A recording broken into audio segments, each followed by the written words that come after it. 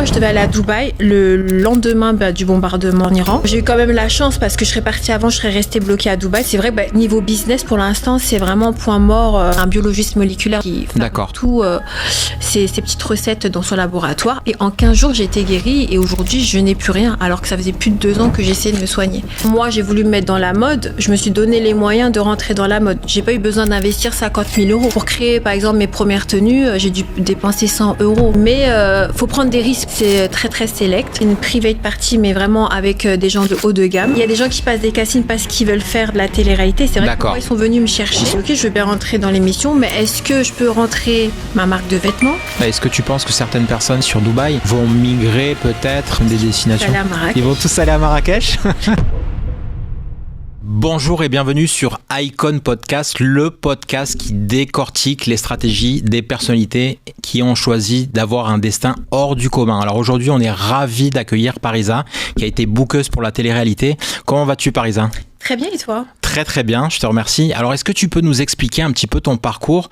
Donc tu as été bookeuse pour la télé-réalité. Comment ça se passe exactement ? Est-ce que tu peux nous expliquer comment tu as commencé ? Alors, on m'a contacté pour participer au Marseillais, donc j'ai pas du tout passé de casting de base. D'accord. Ils m'ont déjà suivi sur les réseaux, donc ils avaient mon actualité. D'accord. Et donc ils recherchaient une Asiatique de Thaïlande. Ok. Pour présenter les Marseillais. D'accord. Donc ils m'ont proposé d'intégrer l'émission. Ok. Voilà, et j'ai trouvé l'offre super intéressante. Ok. Bon, je connaissais pas du tout les Marseillais parce que je regarde pas la télé. Ouais, c'était un univers que tu connaissais pas. Qu'est-ce qui a fait que tu t'es orienté vraiment vers la télé-réalité en fait? Tu as eu un contact au départ? Je me suis pas orientée, c'était mon destin. C'était ton destin. Ils t'ont contacté. Ils sont venus vers toi. Il y a des choses qui se font naturellement. Il y a des gens qui passent des castings parce qu'ils veulent faire de la télé-réalité. C'est vrai que moi, ils sont venus me chercher. Ils sont venus te chercher. Et par cette occasion, du coup, j'ai intégré aussi tout ce que je faisais. D'accord. J'ai dit, ok, je veux bien rentrer dans l'émission, mais est-ce que je peux rentrer ma marque de vêtements? D'accord. Donc, ils ont posé pour ma marque de vêtements. Ok. J'étais chanteuse, donc j'ai aussi tourné mon clip avec les Marseillais. D'accord. Donc, j'ai vraiment essayé d'intégrer tout ce que je pouvais pour en même temps faire du business derrière. Ok, donc toi, tu as vraiment un tempérament de femme d'affaires puisque tu as compris très très tôt que tu pouvais vraiment monétiser et arriver à transformer tes talents en image de marque. Est-ce que tu peux nous parler un petit peu de ta marque de vêtements? Comment ça se passe? Quelle a été l'idée au départ? Alors moi, de base, j'adore les vêtements, faire du shopping. Ouais. Et c'est vrai que je me suis dit, au lieu de dépenser tout l'argent pour les autres marques, pourquoi pas créer ma propre marque de vêtements? D'accord. Donc j'ai commencé à faire quelques robes à gauche, à droite. Et au fur et à mesure, j'ai tellement adoré, j'ai commencé à créer toute une collection. Ok. Et la mettre en vente, faire des essais pour voir si les gens allaient adorer ou pas. Et c'est vrai que j'ai eu pas mal de retours de vente. Donc, du coup, ça s'est lancé comme ça. Et après, j'ai commencé à faire l'émission. C'est vrai que l'émission m'a beaucoup boosté au niveau des ventes. Et je ne m'attendais pas d'ailleurs parce que j'ai jamais fait de la télé. Et en sortant de l'émission, quand je postais un produit, et à chaque fois, les gens achetaient ce que je postais. Ok. Donc, du coup, j'ai commencé à développer plusieurs choses. Est-ce qu'on t'a imposé certains scripts ou une certaine façon de fonctionner à travers ce que tu faisais ou t'avais vraiment carte blanche? Alors non, on a vraiment un script parce que moi j'étais la présentatrice, donc la bookeuse. Ok. Donc tous les jours, je devais leur dire ce qu'ils devaient faire. D'accord. Dans leur journée. Donc, d'accord.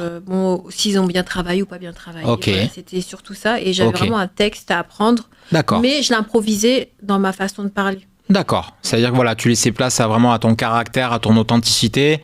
Tu avais un peu une trendline avec, on va dire, des passages obligés, si je comprends bien. Et puis derrière, tu avais quand même un petit peu carte blanche ou... Non. Pas forcément. Il faut vraiment suivre la directive. Faut vraiment suivre la directive. Ok, d'accord. Est-ce que tu peux nous expliquer alors par rapport à ta marque de vêtements, aujourd'hui tu fais des défilés? Comment ça se passe exactement? Comment tu développes ce business-là? Alors moi de base j'étais que de la vente. Oui. Et puis un jour j'ai voulu faire un petit défilé pour voir. Et c'est vrai que j'ai adoré. Ok. Donc j'ai commencé à faire plusieurs défilés. Bon au début c'est les débuts. D'accord. Mais ça a pris une ampleur où avant il y avait 50 personnes. Là on se retrouve à des 2000 personnes sur des shows. Et le show, je l'ai transformé. C'est devenu un défilé, mais carrément tout un business parce que je fais pas que le défilé. D'accord. Je vais organiser tout l'événement en entier. Ok.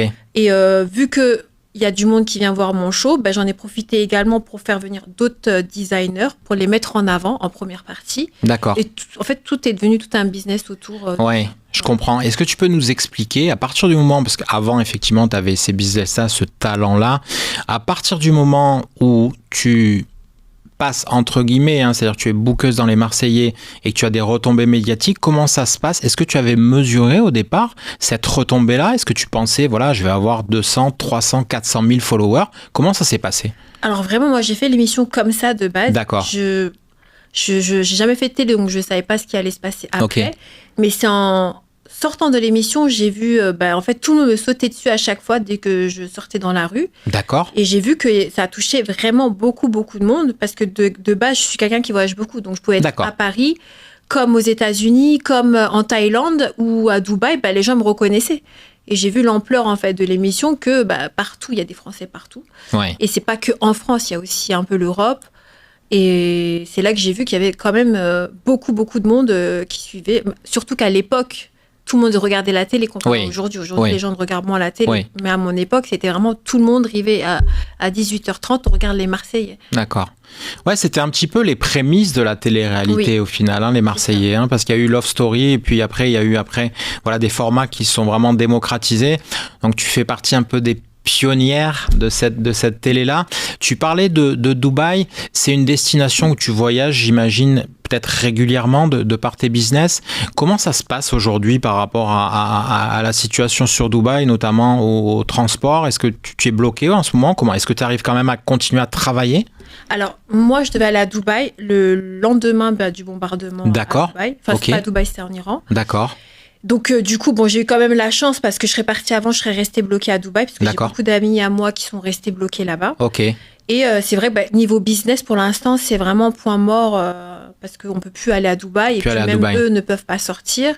Et j'avais des événements prévus à Dubaï, des défilés, d'autres projets. Et tout est en stand-by actuellement. Tout est en stand-by. On n'est pas sûr de ce qui va se passer le lendemain, donc on va pas... C'est un peu ça que je voulais connaître, je voulais savoir. J'imagine que tu as pas mal d'amis là-bas, de contacts business, influenceurs et autres. C'est quoi la sensation en ce moment quand on est sur Dubaï, quand on est influenceur? Comment on vit? Est-ce que tu disais que le business s'arrête réellement? Qu'est-ce qui se passe en ce moment à Dubaï? Moi, je ne suis pas à Dubaï même. Ouais. Mes amis, eux, ils vivent leur vie normalement. Ils vivent leur vie normalement. Sauf qu'ils ne sont pas à l'abri d'avoir des débris ou un petit bombardement. Ça, on ne sait pas, c'est surprise. Okay. Mais ils continuent leur vie, eux, de leur côté. Mais c'est vrai que nous, qui voyageons sur Dubaï, nous, ça nous bloque pour les personnes qui essaient de retourner à Dubaï. D'accord. Mais eux, là-bas, ils vivent tous leur vie normalement. Mais il y a beaucoup, plus les jours avancent, et apparemment, tout le monde quitte Dubaï, donc ça devient de plus en plus calme. Ok. Est-ce que suite à la production, on va dire, la médiatisation liée aux Marseillais, tu as eu des projets que tu as refusés parce que ça correspondait pas à tes valeurs, à ta moralité, ou parce que tout simplement ça ne t'intéressait pas? Est-ce que, entre guillemets, tu as eu ce luxe-là de pouvoir refuser certaines offres ou pas? Et qu'est-ce qui s'est passé? Alors oui, moi je suis vraiment dans une directive par rapport à mon image. Moi c'est vraiment tout ce qui est beauté, voyage, business. Par exemple, on va me contacter pour une marque de bonbons, je vais pas le faire parce que ça correspond pas à ce que je fais. D'accord. Je reste vraiment sur la lignée de mon image. D'accord. En ce moment, on parle beaucoup, tu sais, de biohacking, de tout ce business, de la longévité, de la santé. Je pense que c'est voilà, comme tu le disais, un de tes business. Comment tu vois cette évolution par rapport à la santé? Tu vois, il y a des personnes qui se font transformer, changer le plasma. Qu'est-ce que tu en penses? Est-ce que tu penses qu'il faut mieux rester dans une santé vraiment naturelle par rapport aux produits? Est-ce que tu peux nous parler un petit peu de tout ça? Quel est ton avis par rapport à cette nouvelle trend un peu de la santé à l'excès, avec les compléments alimentaires, toutes ces choses-là? Alors, moi, je suis beaucoup dans le naturel. D'accord. Sachant que j'ai eu des gros problèmes de santé l'année dernière. Ok. Et je me suis fait soigner en France. D'accord. Par des médicaments, par des traitements. Mais c'est vrai que tous ces traitements-là, ont empiré mon état de santé. Bon, ça calme sur le coup, mais on n'a jamais les effets après les médicaments. D'accord. Et du coup, tout mon système digestif ne fonctionnait plus. D'accord. Mon foie ne fonctionnait quasi Ok. plus. Mes intestins n'assimilaient plus rien. Ok. Donc, j'ai dit stop, je vais arrêter de prendre tout ce qui est médicaments. D'accord. Et là, je vais vraiment partir sur quelque chose de naturel. Donc, j'ai Ok. une amie à moi qui a eu un cancer D'accord. et qui s'est fait soigner par un médecin à Marrakech. Donc, Ok. on est souvent à Marrakech. Ok. Qui l'a guéri de son cancer D'accord. seulement avec du naturel. Incroyable. Et bon, comme je la connaissais, elle m'a redirigée vers lui. Donc, je dis, bon, pourquoi pas, je vais aller Ok. le voir, ça me coûte rien. Ouais. Je suis allée le voir et c'est vrai qu'en même pas 15 jours, je n'avais plus du tout de problème d'estomac. Sachant D'accord. que ça fait plus de 2 ans que Incroyable. je luttais pour soigner mon hélicobactère. J'avais beaucoup de bactéries, donc ça commençait à manger mon estomac. C'est une bactérie qui te parcourt le corps, c'est ça? Alors, l'hélicobactère, c'est plusieurs bactéries qui se colonisent. Et si on l'éradique pas, en fait, du coup, ils commencent à manger l'intestin, ça se transforme en ulcère et si on soigne pas, en cancer. D'accord. Donc, et le cancer d'estomac, c'est très, très compliqué de le Ok. soigner. Ok. Et lui, en 15 jours, vraiment, avec que du naturel, c'est un biologiste moléculaire, donc il D'accord. fabrique tout ses petites recettes dans son laboratoire. Ouais. C'est adapté à chaque problème. Ok. Et en 15 jours, j'ai été guérie et aujourd'hui, je n'ai plus rien, alors que ça faisait plus de 2 ans que j'essayais de me soigner. Ok. Et ma copine, elle a rien du tout. Enfin, elle avait un cancer quand même, et aujourd'hui, Ok. elle a rien. Ok. Et aujourd'hui, ça va mieux? Ça va mieux. Ça Beaucoup va mieux. Donc Bon. moi, depuis ça, je me soigne qu'avec du Tu naturel. soignes qu'avec du naturel. Ok. Ben, on a la nature, pourquoi Ouais. aller prendre? On peut se soigner avec des plantes aujourd'hui. Et après, les médicaments, on ne sait jamais. Ok, ça nous soigne sur le coup, mais on ne sait pas dans les années qui suivent Ce qui va se passer. Voilà, c'est ça. Ouais, on entend beaucoup parler, tu vois, des traitements aux infrarouges, la cryothérapie, ce genre de choses. Il y a des nouvelles trends, mais est-ce que tu as un avis, toi, là-dessus? Est-ce que c'est des choses que tu pratiques personnellement, la cryo, avec vraiment tout ce côté vraiment froid à outrance pour régénérer la chair et en termes de beauté, est-ce que c'est quelque chose que tu Alors, tu moi, fais? j'ai déjà testé la cryothérapie pour le gras. Ok, C'est vrai que ça fait partir le gras, mais le D'accord. problème de ces machines-là, c'est qu'on le perd, mais ça revient tout de suite après. Ou alors, il faut vraiment faire attention à avoir une hygiène de vie super stricte derrière. ok, C'est pas comme de la chirurgie où on va enlever, ça revient pas. ok, Cryo, après, j'ai testé sur les jambes pour soigner des douleurs, ça anesthésie, mais ça revient encore derrière. Après, je sais pas, j'ai pas fait 10 000 séances, ok, mais le peu de séances que je fais, ça va calmer, ouais. mais je pense pas que ça guérisse totalement. Ok. Aujourd'hui, c'est quoi la journée type d'une Parisa? Est-ce que tu as une routine particulière? Je ne sais pas. Est-ce que tu te lèves tôt le matin? Est-ce que tu te couches tard le soir? Comment ça se passe? Est-ce que tu peux nous expliquer? Alors, moi, je me lève tôt. Ouais. Et je vais me faire une extraction de jus. Donc, D'accord. par exemple, gingembre, citron, céleri, carotte. Voilà, Ok. des petites détox du matin. Ok. Ensuite, je vais aller au sport à jeun. D'accord. Donc, je fais du sport quasi tous les jours. Toujours à jeun. En général, oui. En général. Toujours à jeun. Je jeûne en général de 20h jusqu'à midi. Donc, le jeûne D'accord. intermittent de 16h. Ok. Pour justement éviter que mon estomac fabrique de l'acidité. Parce que si on D'accord. mange toute la journée, ça me fait des problèmes d'estomac. D'accord. Et du coup, après, quand j'ai fini mon sport, je vais manger mes plats protéinés, toujours beaucoup de protéines dans mes plats. D'accord. Et l'après-midi, soit je fais mes rendez-vous. On va dire le matin, c'est vraiment pour moi. Je fais mes soins, je prends soin de moi. Et Le matin, c'est santé. Voilà. Et l'après-midi, je commence à travailler vers 14h. D'accord. Bon, Est-ce que tu peux nous expliquer justement voilà, la création de contenu, par exemple? Comment ça se passe quand tu te mets à travailler à 14h? C'est quoi? C'est d'école? Alors, moi, je travaille dans plusieurs choses. J'ai Ouais. vraiment plusieurs business. Mais par exemple, là, si sur de l'événementiel, je vais commencer à appeler les partenaires, le staff que je dois recruter, travailler sur la communication. D'accord. Voilà. Ou si c'est sur, par exemple, l'esthétique, je vais me concentrer sur l'esthétique. En fait, tous les jours, je travaille un peu sur tout. D'accord. Et j'ai mes équipes, donc j'ai pas forcément besoin de tout faire aussi. De tout faire. Mais c'est surtout par téléphone, tout par téléphone. Tout par téléphone. Est-ce qu'aujourd'hui, tu as une actualité particulière à nous faire partager? Peut-être quelque chose d'un petit peu off, dont personne n'est au courant, ou un projet, je ne sais pas. Est-ce que tu vas peut-être partager des événements bientôt sur Cannes? Est-ce que tu as des idées peut-être par rapport à ça? Alors, je prépare deux événements durant le festival de Cannes. Oui, Donc, un grand événement au palais Clément Massier. d'accord. Donc, on attend plus de 2000 personnes. Ok, Donc, ça, c'est le 16 mai. oui, Donc, je fais vraiment partie de l'organisation. D'accord. Donc là, on recrute tout ce qui est marque, tout ce qui est beauté, tout ce qui est gastronomie, tout ce qui est spirituel, art, D'accord. tout ce qui est entrepreneuriat. Ok. Et à côté de ça, on fait aussi le 20 mai. Donc là, c'est une private party, mais vraiment avec des gens de haut de gamme. D'accord. C'est très, très select. Ok. Comme j'ai fait l'année dernière. L'année Ok. dernière, on a fait les mêmes événements et franchement, on a cartonné l'année dernière. Ok. Donc cette année, j'espère qu'on va encore plus cartonner. Plus cartonné. Qu'est-ce qui se passe dans ce genre de soirée pour les auditeurs qui nous regardent?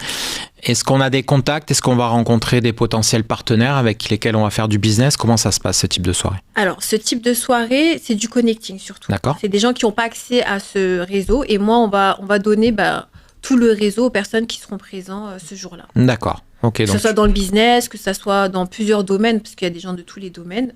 Mais c'est vrai que les gens viennent parce qu'ils n'ont pas accès à ce genre de soirée. Ok, donc si je comprends bien, la personne qui va avoir la chance de participer à une de tes soirées va avoir accès à un éventail de personnalités, à un réseau assez incroyable. Un très, très gros réseau, oui. D'accord, ok. C'est ça.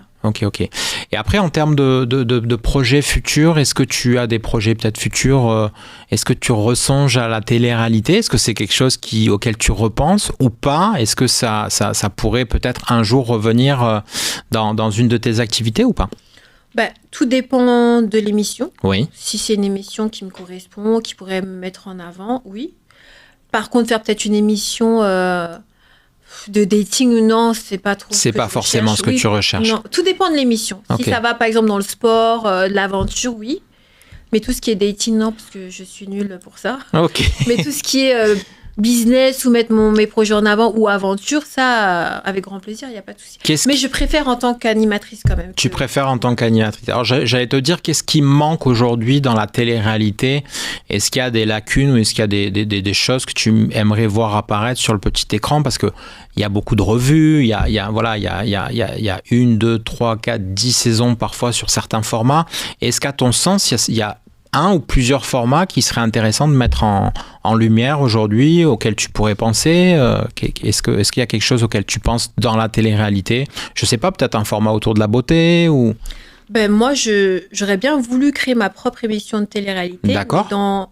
Dans le business, en fait. Ok. Montrer un peu les femmes qui font leur business aujourd'hui. Qui font leur business. Voilà. Les suivre dans leur vie, montrer aux femmes, en fait, celles qui regardent la télé, justement, les ménagères, qu'elles elles-mêmes peuvent devenir ce genre de femmes. Alors ça, c'est intéressant pour les femmes qui nous regardent aujourd'hui. Est-ce que tu aurais un conseil à leur donner pour, je sais pas, une jeune femme de 15-20 ans qui veut se lancer dans l'entrepreneuriat, qui rêve de réussite, de célébrité, peut-être d'argent ou pas? Est-ce que tu as un conseil aujourd'hui par rapport à ton expérience, à ton vécu télévisuel? Est-ce que tu aurais quelque chose à recommander pour une jeune femme aujourd'hui qui te regarde et qui dit, voilà, j'ai envie de cartonner, j'ai envie de réussir dans ce métier? Qu'est-ce que tu pourrais leur donner comme conseil? Déjà, en premier temps, c'est de savoir ce qu'elles veulent faire. Et par exemple, moi, j'ai voulu me mettre dans la mode. Je me suis donné les moyens de rentrer dans la mode. J'ai pas eu besoin d'investir 50 000 euros. D'accord. Pour créer, par exemple, mes premières tenues, j'ai dû dépenser 100 euros. D'accord. Mais faut prendre des risques parce que si on reste dans notre zone de confort, on saura jamais si on va réussir ou pas. D'accord. Il y a des moments où j'ai gagné de l'argent, d'autres j'ai pas gagné. Mais faut vraiment rester accroché à ce qu'on veut faire. Et même si demain ça marche pas la mode, aujourd'hui ça marche moins. Exemple, je vais passer à autre chose. Je vais faire autre chose. Mais pas rester dans sa zone de confort. Okay. Moi, il faut se donner les moyens de réussir. Est-ce que tu penses aujourd'hui que tout passe absolument par les réseaux sociaux pour réussir et que la création de contenu, c'est quelque chose qui est devenu quasi obligatoire, à ton sens, ou pas forcément? Pour la publicité, oui. On est obligé parce que tout business a besoin d'être à la lumière. Même si demain on a un projet en or, si demain il n'y a pas la publicité qui va mettre en lumière ce business-là, je ne pense pas que le business fonctionnera. Parce qu'il y a des choses aujourd'hui qui fonctionnent alors que c'est pas du tout intéressant, mais ils ont fait un budget marketing et ont mis leurs produits en avant. Et aujourd'hui, ça cartonne. Moi, je pense vraiment que c'est une question de lumière sur le projet. De lumière sur le projet. C'est-à-dire que tu, pour reprendre tes propos, il y a certains business peut-être sur lesquels il y a un intérêt, mais il n'y a pas forcément le marketing derrière.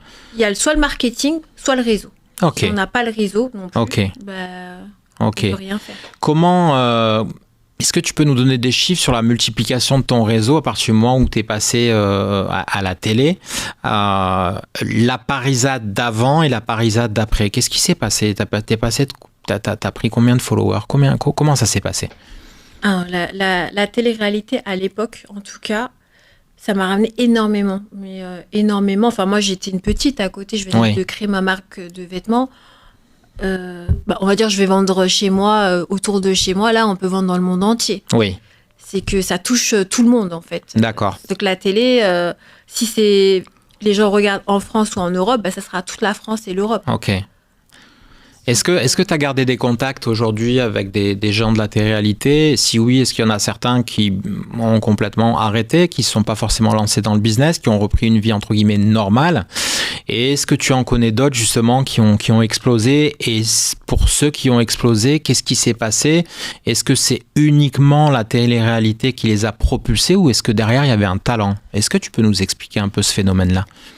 De toute façon, la télé-réalité, elle nous met en lumière. Donc, même si demain, tu n'as pas de business ou quoi, tu es quand même propulsé dans la célébrité. D'accord. Donc, par rapport à ça, des gens vont venir nous approcher et nous contacter. Ok. Donc, ça, on est obligé de... En fait, ça se fait tout seul. Ça se fait tout seul. Les gens nous contactent directement. Ok. Il t'est arrivé de refuser des propositions? Oui. Ouais. Ça m'est déjà arrivé. Qu'est-ce qui se passe en général? Les personnes sont déçues? C'était... Sans être indiscret, c'était pour quelle raison? Ça correspondait peut-être pas forcément à tes valeurs ou...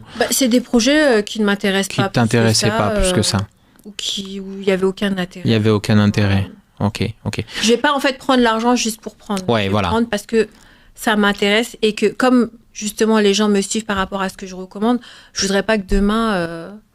si c'est pas bon, ça retombe sur nous parce que ça retombe sur nous en fait. C'est notre image qu'on met en avant. Ouais. Donc, Comment tu réagis parce que dans les positions où vous êtes avec l'exposition médiatique, il y a bien entendu des haters. Comment tu les gères ces haters? Est-ce que c'est quelque chose sur lequel tu fais pas forcément attention? Est-ce que ça te touche par moment? Est-ce que tu lis les commentaires ou pas? Ça serait intéressant de connaître ton avis par rapport à ça. Alors moi, je suis quelqu'un vraiment, ça me touche pas du tout.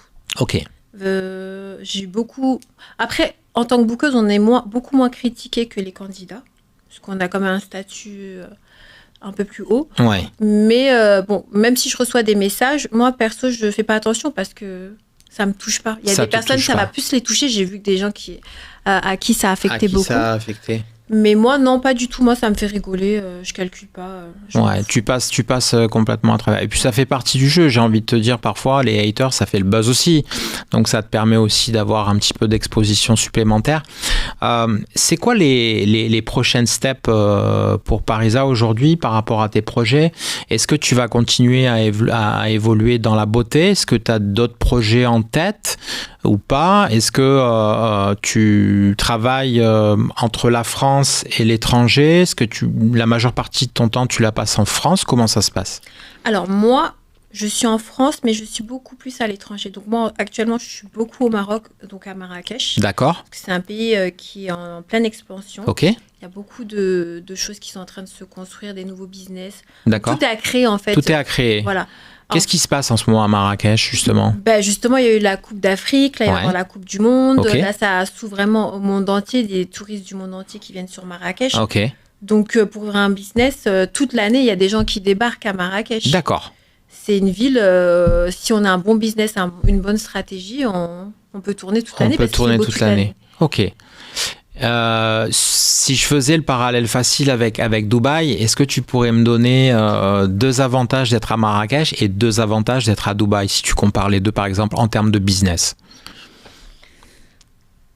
C'est un peu pareil, les deux. Les deux se ressemblent. C'est juste les villes qui sont différentes. Ok. Dubaï, ça va fonctionner de octobre, on va dire, jusqu'à mai. D'accord. Après, il y a une période qui est très, très chaude où il n'y a plus personne. Ok. Et Marrakech... Ça tourne toute l'année quand même, mais il y a des périodes un peu plus creuses. Mais après, c'est juste les deux villes qui sont différentes. C'est plus naturel, on va dire, Marrakech. Okay. Et Dubaï, c'est vraiment bling-bling. Bling-bling. Mais sinon, les deux, pour moi, ça se ressemble quand même un peu.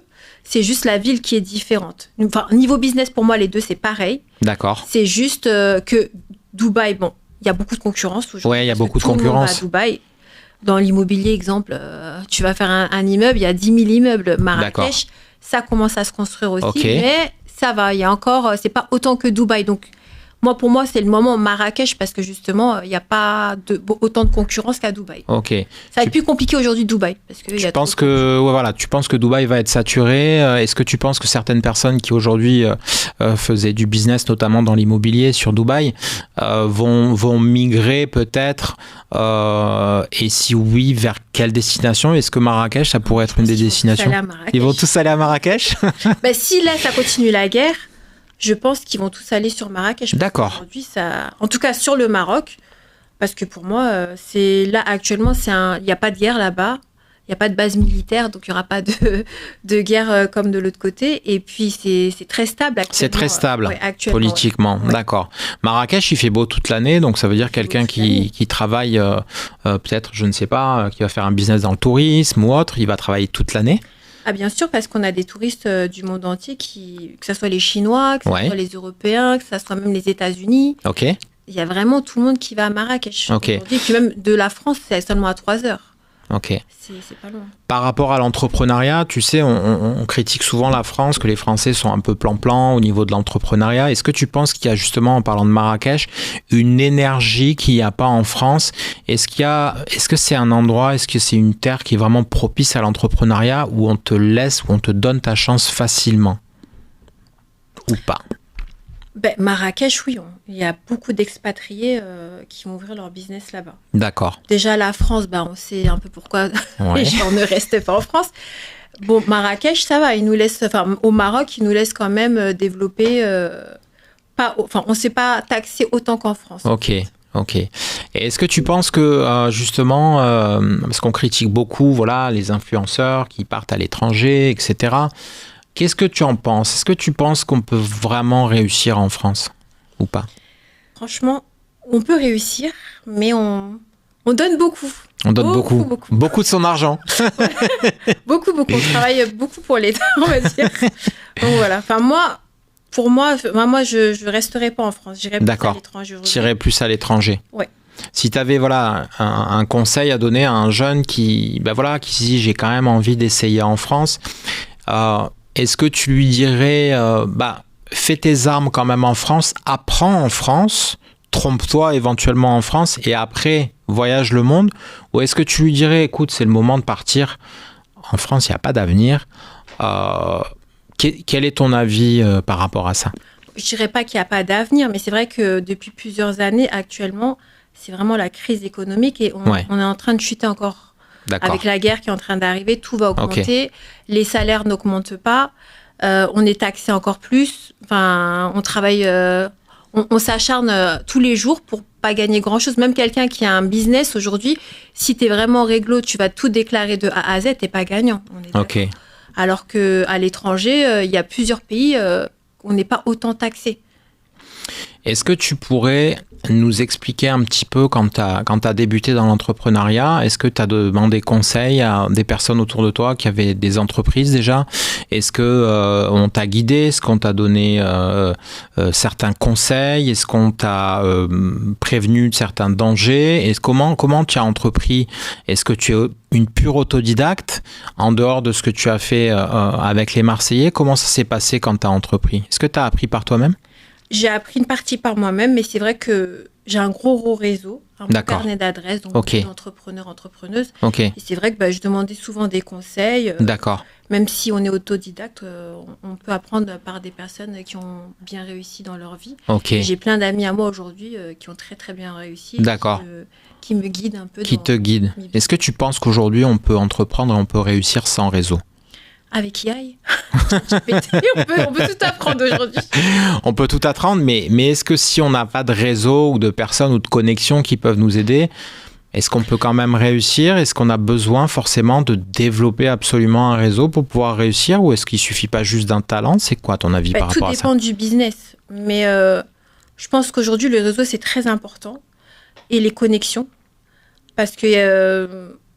comme je t'expliquais tout à l'heure, tu peux avoir quelque chose, une mine d'or dans tes mains, mais si tu n'as pas les personnes qui vont bien t'aiguiller, tu vas peut-être pas réussir. Alors que si tu as la bonne personne qui te suit, ça peut exploser. Ça peut exploser. Tu as parlé de quelque chose, d'un sujet qui est énormément à la mode sous les lumières, c'est l'intelligence artificielle. Aujourd'hui, comment tu vois l'évolution de l'IA avec ChatGPT, avec Claude, avec Gemini? Est-ce que toi-même tu l'utilises ou pas? Moi, je suis qu'à ChatGPT. Ah, t'es que ChatGPT. Il faut que je me développe encore. Mais ChatGPT, c'est vraiment top. Enfin, moi, maintenant, j'ai plus besoin d'appeler une attachée de presse ou faire mon packaging, on peut le faire sur ChatGPT. Mes flyers, tout ce que je faisais avant, passer par un graphiste, j'en ai plus besoin. En fait, il y a plein de choses où j'ai plus besoin. ChatGPT me fait tout. Donc déjà, en économie, c'est top. C'est incroyable. Puis, comme je le fais moi-même, j'apprends aussi de moi-même. Donc, c'est beaucoup plus rapide que de laisser quelqu'un faire et à la fin reprendre « Ah non, j'aime pas, oh non, j'aime pas ». Là, je sais diriger ChatGPT et il va vraiment dans la direction que je demande. Donc, c'est un gain de temps incroyable. D'accord. Comment tu as appris justement à utiliser ChatGPT? Encore une fois, c'est quelque chose que tu as fait à l'instinct? Est-ce qu'on t'a guidé? Non, c'est un ami à moi. C'est un ami à toi? Qui est dans le business qui m'a dit c'est fou ChatGPT, tu peux tout faire. Et du coup, j'ai voulu essayer. J'ai commencé à faire mes petits textes, mes petites biographies. Et c'est vrai que quand il me faisait les biographies, nous, on se prenait la tête à chercher les mots pendant 2-3 jours. Là, en 10 secondes, le truc, il est sorti, quoi. Donc, est-ce que de ta vue d'entrepreneuse, tu pourrais penser qu'un ChatGPT serait capable de créer un business de toutes pièces? C'est-à-dire qu'est-ce qu'aujourd'hui, il n'y a pas un peu une déconnexion entre ce que dit ChatGPT et la réalité des faits? Ou est-ce que tu penses qu'au niveau business, tu vas, je sais pas, avoir une idée, tu vas dire à ChatGPT, donne-moi un business plan complet. Est-ce que tu penses que c'est réalisable, ça? Oui, je pense que c'est réalisable. Oui. Tout dépend des mots et des termes qu'on va utiliser avec ChatGPT. Ok, donc ça dépend vraiment de ce que tu vas prompter. Tout dépend du business. Ok. Aujourd'hui, Parisa, c'est quoi l'évolution du business? Donc tu parlais du business sur ta marque de maillot de bain. Est-ce que tu veux nous en dire un peu plus? Comment tu vois les choses? Alors, déjà, moi, je fais pas que du maillot. D'accord. Je fais aussi tout ce qui est sport, tout ce qui est tenue. En fait, on fait tout. D'accord. Sauf de la lingerie. Ok. Mais aujourd'hui, c'est vrai que le business du textile, avec tous les sites chinois qui sont arrivés, qui ont des prix imbattables, parce que c'est très compliqué de les battre, ça a un peu chuté comparé aux années d'avant. D'accord. C'est vrai que cette année, avec tout ce qui est Shein, AliExpress, Temu, tout ce qui est arrivé, les gens achètent dessus parce que c'est beaucoup moins cher. Là, le textile, je continue, mais c'est vrai que là, je me redirige vers autre chose. D'accord. Plus dans le cosmétique ou le bien-être. La beauté. Ok. Parce que ça, c'est ce que tout le monde utilise tous les jours. Les vêtements, c'est bien, sauf que faut que ça plaise aux clients, faut que ça aille dans la morphologie du client. Donc, c'est un stock énorme. Et vu avec la crise économique qu'il y a aujourd'hui, on est aussi obligé de baisser les prix. Mais il y a beaucoup d'investissements pour peu comparé à avant. Alors que là, par exemple, j'ai un thé minceur qui me coûte beaucoup moins cher qu'un vêtement et j'ai qu'un seul article qui va toucher homme comme femme, vieux comme jeune, gros comme maigre. Là, c'est plus simple à gérer et en plus, on touche encore plus de monde. Donc, pour moi, j'ai vu avec l'évolution de mon thé minceur que je touchais beaucoup plus de monde rapidement que les vêtements. Faut essayer, faut avoir la taille, faut avoir un stock SML jusqu'à XL. Donc, c'est beaucoup, beaucoup d'investissement. Alors qu'avec un seul article, on peut vendre partout. Ok. Par rapport à ton business justement des cosmétiques, est-ce que ta clientèle elle est uniquement féminine ou est-ce que tu vas de plus en plus t'adresser aux hommes? Est-ce que si oui, le marché des hommes c'est un marché émergent qui va prendre de la masse, de l'ampleur? C'est quoi ton avis par rapport à ça? Est-ce que tu parles uniquement aux femmes ou est-ce que tu t'adresses vraiment à tout public? Ah non. Moi, le thé minceur, exemple, c'est femmes et hommes. Femmes et hommes. Et c'est ça que j'ai adoré, c'est en créant ce thé minceur, c'est que je touche les femmes comme les hommes, les jeunes comme les vieux, je touche vraiment tout le monde. D'accord. Et on fait plus d'argent en fait. Ok. Alors que là, j'étais que sur la femme, donc c'est vraiment ciblé que la femme. Et encore, il faut que la femme aime la tenue et que ça aille à sa morphologie, donc c'est plus compliqué. Ok. Quels sont les concurrents au niveau du thé? Est-ce que tu étais en concurrence avec des grosses marques qui ont une puissance marketing?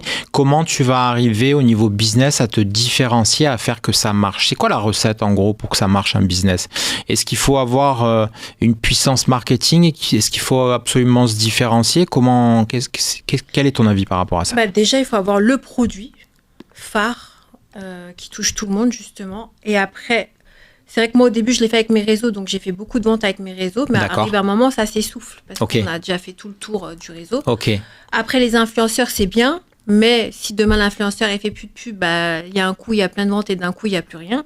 Je pense qu'après, il faut vraiment partir dans du marketing avec des gens vraiment ciblés, sur moi, si je vends le thé, ça sera mondial. Je veux pas que ça soit juste en France. Bien sûr. Donc, faut cibler avec des agents spécialisés dans ça, je pense.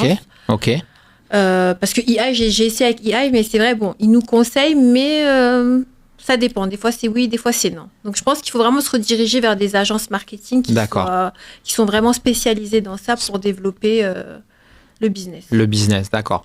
Aujourd'hui, quand tu as une collaboration, comment ça se passe avec quelqu'un? Tu es plus dans, je dirais, le partage, le win-win. Est-ce qu'il y a certaines choses quand tu collabores avec des partenaires où tu vas dire, voilà, je ne veux pas aller vers telle direction, etc. Est-ce que tu as déjà des trendlines vraiment bien établies? Comment ça se passe quand tu travailles avec quelqu'un en partenariat, mettons?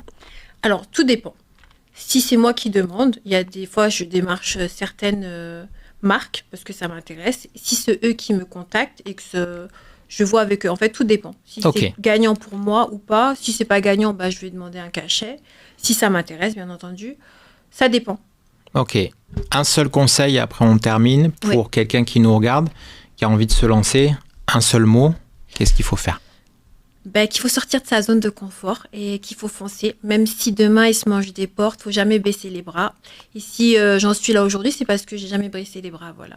Merci beaucoup, Parisa. À bientôt. Bye bye. Merci.